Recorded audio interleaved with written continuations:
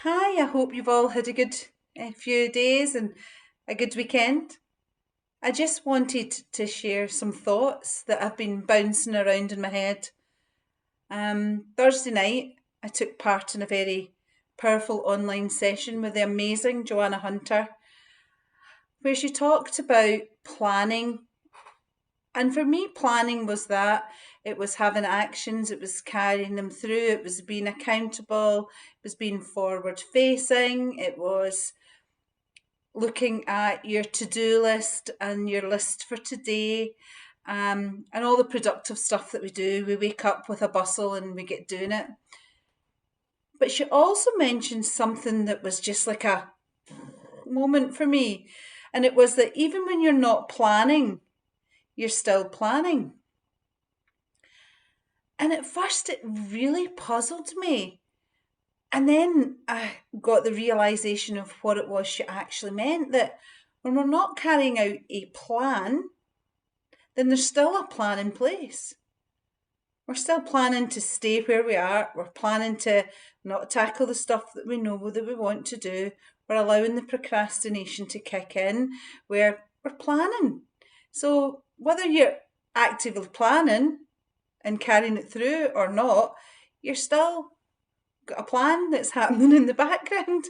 And and it just really made me be appreciative of taking the small steps, the day by day steps, because by doing that, you're still moving through some stuff.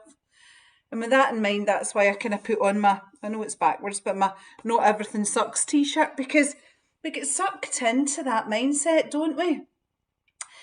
Friday night, I had a really good group hypnotherapy session.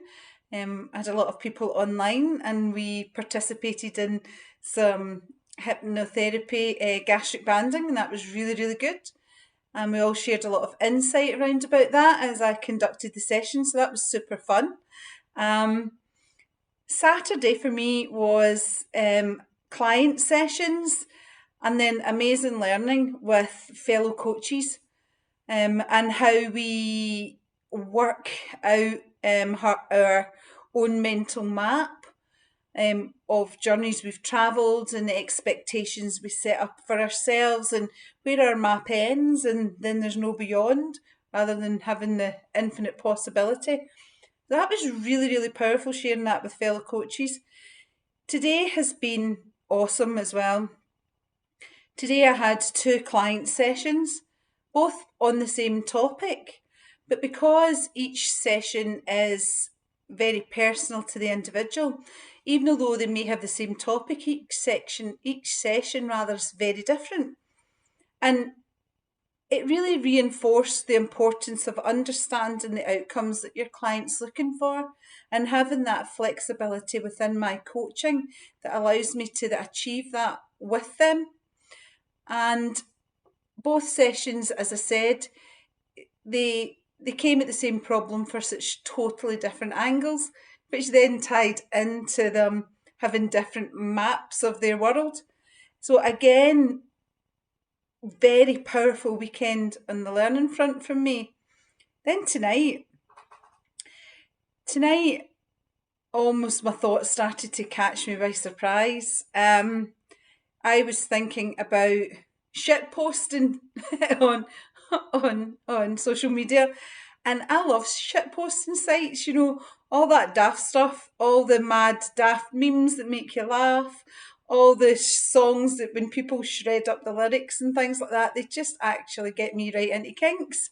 And it made me then start to think that your mind is really your own personal shit posting site. And we play out the thoughts in our mind, and that those thoughts are the content. So we're the content creator for our own shit posting site. And we get caught up because we've thought the thought, or thunk to the thunk, but we've thought the thought, and because we've thought it, we give it some kind of permanence or ownership, and we overplay its importance. And by doing any of that, we lose the objectivity of it, that we have 60 to 90,000 thoughts a day. So why do we let them stick when they come up? Why don't we why don't we just approach them as a shitpost? Why do we have to give them any more importance than that? Just because you thought it doesn't mean it's real. And we know that our thoughts create a reality. So why do we then do that if it's just a thought within a shitposting site? So imagine all the nonsense thoughts that you come up with. Imagine you could laugh them off that you would a meme or a shredded song lyric, and then just kind of let them, just bounce them a bit, just allow them to go instead of holding ownership of them, and all the other thoughts and feelings that come on off the back of that. So that's the challenge. That's the challenge if you're up to kind of thinking about things in a slightly different ways. Take those thoughts as they're just a thought. A good thought and a bad thought, they don't weigh any difference.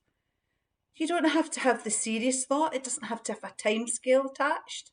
And it can be a serious thought. But if it's negative to you, you don't need to hold on to it. You can bounce it. You can laugh it off like you would a shitpost, because you're really shitposting in your own mind. So get it trashed. Allow yourself, give yourself permission just to shift it.